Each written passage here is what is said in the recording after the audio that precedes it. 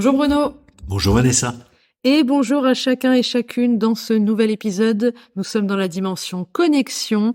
La série est dédiée à la confiance en soi et c'est le premier épisode Cogito dans lequel nous allons vous parler de 2 cercles sans tourner en rond. Auditeurs et auditrices, cercle d'influence et cercle de préoccupation. Bruno, est-ce que tu peux nous en dire plus? Oui, c'est des cercles qui sont décrits par Stephen Covey, qui était un consultant, donc non pas un chercheur en psychologie positive, où il parle d'une part du cercle de préoccupation, c'est ce qui est extérieur à nous, sur lequel on porte notre attention, ou du cercle d'influence qui est en nous. Et tout l'enjeu étant de savoir où porter vraiment notre attention. Ça rejoint d'ailleurs les travaux de Martin Seligman lorsqu'il enquêtait sur les optimistes et les pessimistes. Et de ses interviews, il en concluait que pour un grand nombre de personnes particulièrement optimistes, pour eux, lorsqu'ils réussissaient quelque chose, c'était grâce à eux. Et s'ils loupaient, c'était à cause de l'extérieur. Et à l'inverse, les pessimistes, lorsqu'ils loupaient quelque chose, c'est parce qu'ils avaient été mauvais, donc à cause d'eux. Et lorsqu'ils réussissaient quelque chose, c'était pas de leur fait, c'est parce qu'il y avait eu à l'extérieur un avantage. Donc cette notion d'extérieur et d'intérieur, on le retrouve aussi dans les travaux de la science du bonheur.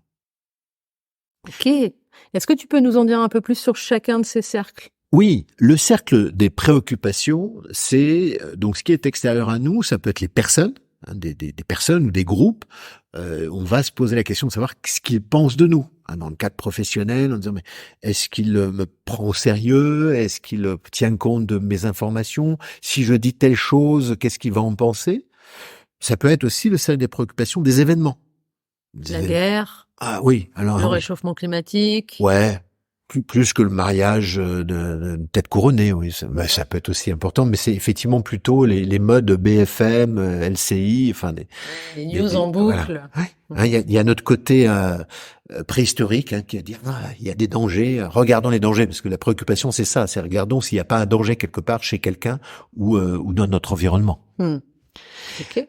Alors que le cercle d'influence, c'est tout ce qui nous compose. Ça peut être notre histoire, nos compétences, nos objectifs, nos aspirations, nos valeurs, nos potentialités. Tous ces éléments qui font que l'on est nous-mêmes.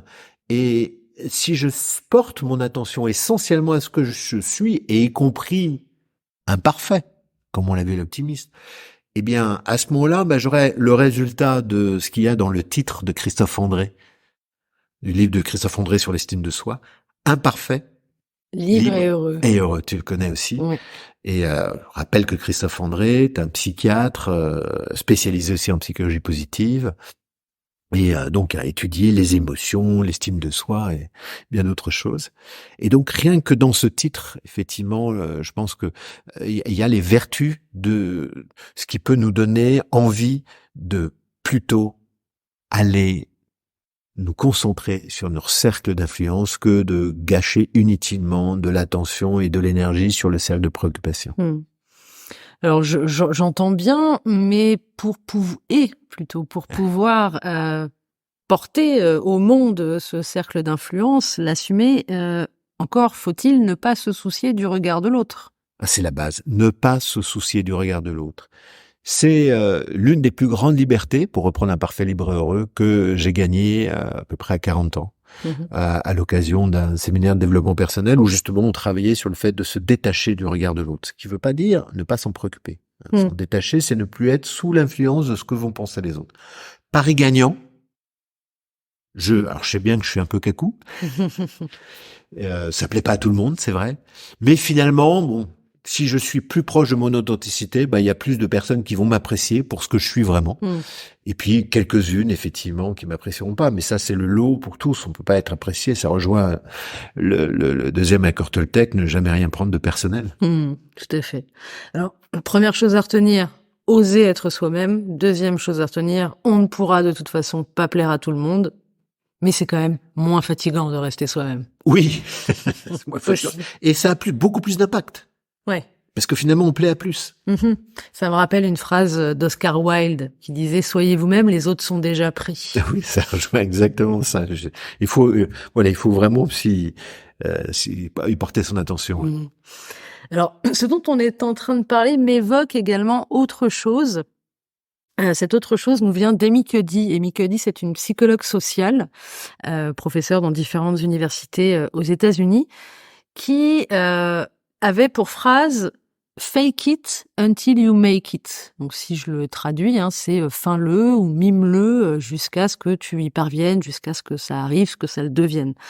Et c'est quelque chose que moi j'ai mis en application, alors qui peut paraître antinomique avec ce dont on est en train de parler, puisque tu mettais en avant le fait qu'il fallait être soi-même et rester soi-même. Il se trouve que moi, quand j'ai démarré en tant que formatrice, j'avais peut-être que je manquais de cette confiance, justement. Je manquais de cette confiance en moi. Et je suis quelqu'un qui est d'un naturel assez timide, introverti. Et donc, les premières formations animées devant tant de personnes, tous les regards étant sur moi, j'avais une certaine appréhension, une boule au ventre. Et pour dépasser justement cette timidité, eh bien, j'ai appliqué ce que nous disait Amy Cuddy, "Fake it until you make it", c'est-à-dire que j'arrivais avec un grand sourire, beaucoup d'enthousiasme, une attitude vraiment qui inspire et transpire la confiance, et pour autant je l'étais pas du tout à l'intérieur. Mais ça durait 5 minutes, et le fait de feindre justement cette confiance, eh bien au bout de 5 minutes me permettait de gagner confiance. Donc je sais pas ce que t'en penses, si c'est antinomique avec ce que tu évoquais ou pas. Alors non, c'est pas antinomique, parce que quand je parle du regard des autres, de pouvoir être soi-même, c'est faire en sorte de pas essayer d'être qui on n'est pas. Dans ce que tu expliques, déjà, tu es sans doute une partie de toi-même quand elle est plus à l'aise. C'est vrai, aujourd'hui ça va mieux d'ailleurs. Voilà. Et plus tu le fais, plus effectivement tu seras à l'aise. Sur les formations, je me pose même pas la question. En revanche, sur les conférences, les enjeux sont pas les mêmes. J'ai pas la même, j'ai pas 30 ans de pratique, donc il est sûr que je suis pas dans le même état, et donc je vais m'auto-conditionner pour pouvoir aller chercher le meilleur de moi-même. Je vais même aller jusqu'à, ça mène, m'inspirer de personnes, qui m'ont marqué, comme Guy Corneau, qui est un psychologue dont j'ai vu les première conférence, je sais pas, il y a une trentaine d'années, j'ai toujours admiré, qui m'a donné sans doute envie d'en faire.